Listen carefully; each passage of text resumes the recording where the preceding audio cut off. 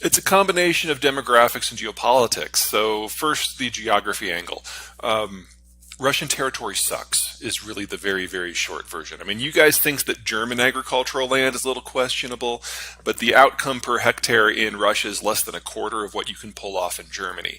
And so the only way that they've ever found that they can exist is to run a rail system throughout their entire network. The problem is the growing season is so short, so they need more and more land to achieve the same thing.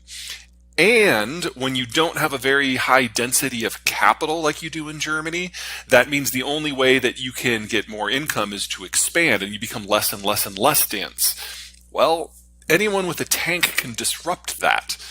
So Russian history through the ages is about getting invaded from every possible direction. And the only way that they've ever found that this sort of low capital environment can be protected is if they continue to expand until they reach geographic blocking points where you can't run a Mongol horde through. And then they focus their relatively low-tech troops on the access points in between. And unfortunately for the Ukrainians do not control any of those access points. But they're on the way to the two most important ones, one of which is in Romania and one of which is in central Poland. So it's not, the question was never, will the Russians invade Ukraine or will they try to take the whole country? They were always going to try to do this again, I might add. It was how long did they think they were going to need once they absorb Ukraine before they come for Warsaw? This has always been the beginning of a much broader military conflict, and I would argue that a lot of Europe is not ready for phase 2 yet. That's the geographic side. The demographic side is much simpler. The Russian population is dying out. Between World War I and Brezhnev and World War II and famines and then the post-Cold War collapse, this is the last generation that the Russians are going to have enough men of fighting age to attempt a military solution to their geographic problems. So the war was always going to happen, and it was always going to happen about now. To expect that. The Russians, if they cannot achieve what they're after here, this is the end of the Russian Federation, and they know it. But they think, they're hoping that if they can get to it's roughly analogous to the borders of the old Soviet Empire, not quite.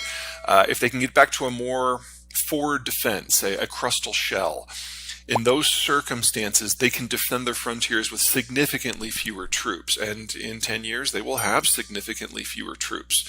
And so that means we have to find a way to help the Ukrainians to hold out, because the alternative is to be fighting the Russians in Estonia, Latvia, Lithuania, Finland, Poland, and Romania at the same time. And that's great and that's awful. So the great is obvious, because there really is a chance here that the Russian army will have its guts ripped out, and that'll be it. And this will be the last time we have to worry about this.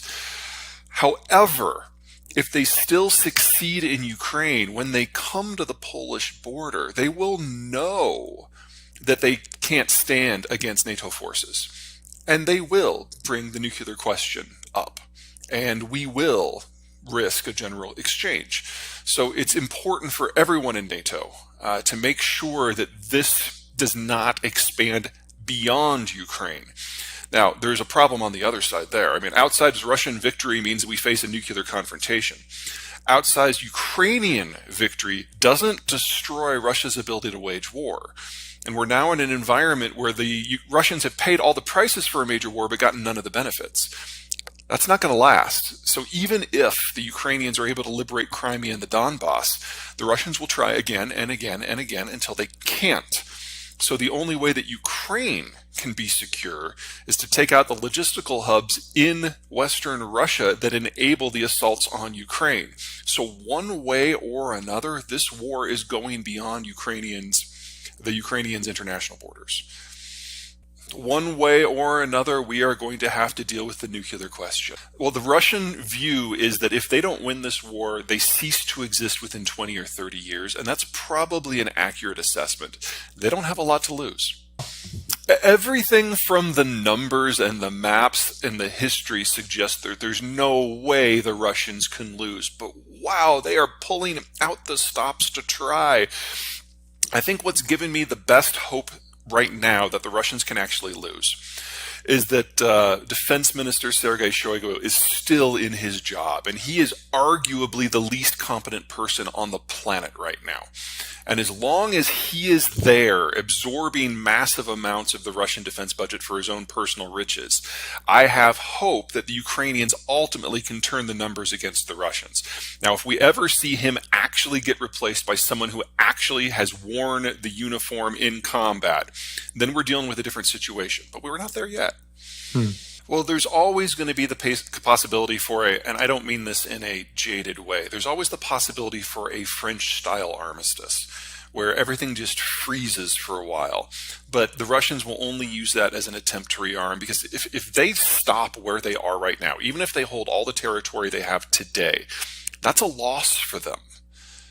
That means they're actually in a less advantageous strategic environment than they were at the first day of the war.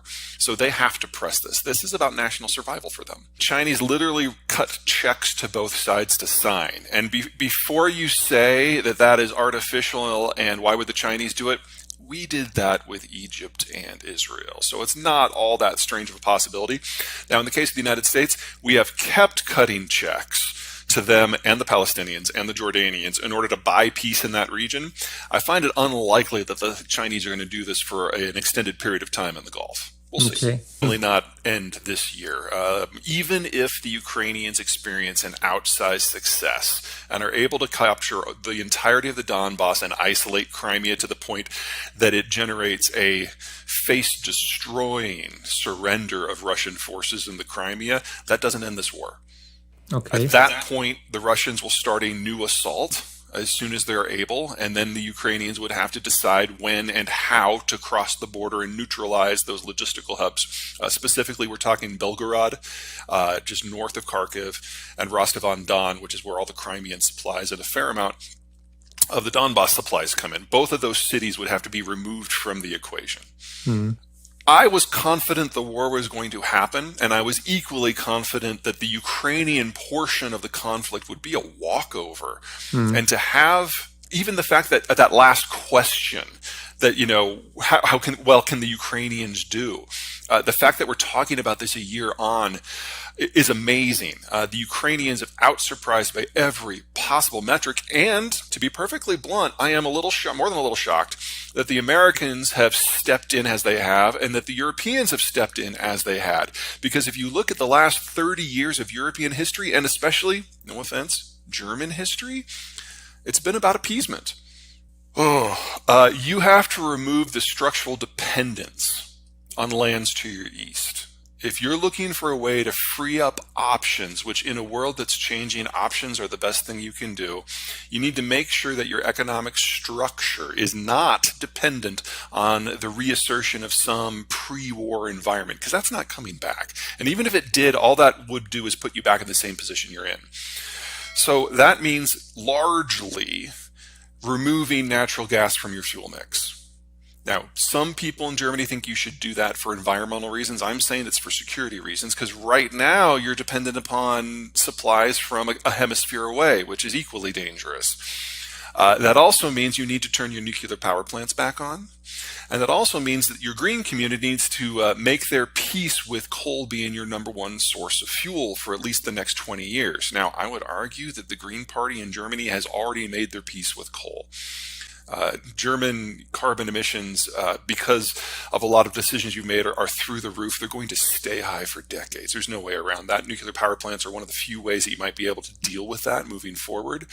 But that also means that Germany's role as a major chemicals processor and producer is also over. Germans do high-end, precision-driven manufacturing.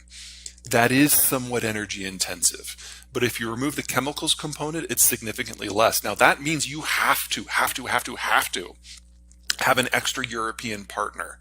And the United States is the best short-term option there. I don't know if that's politically viable in Germany, but that is the least disruptive way for Germany to get some strategic flexibility.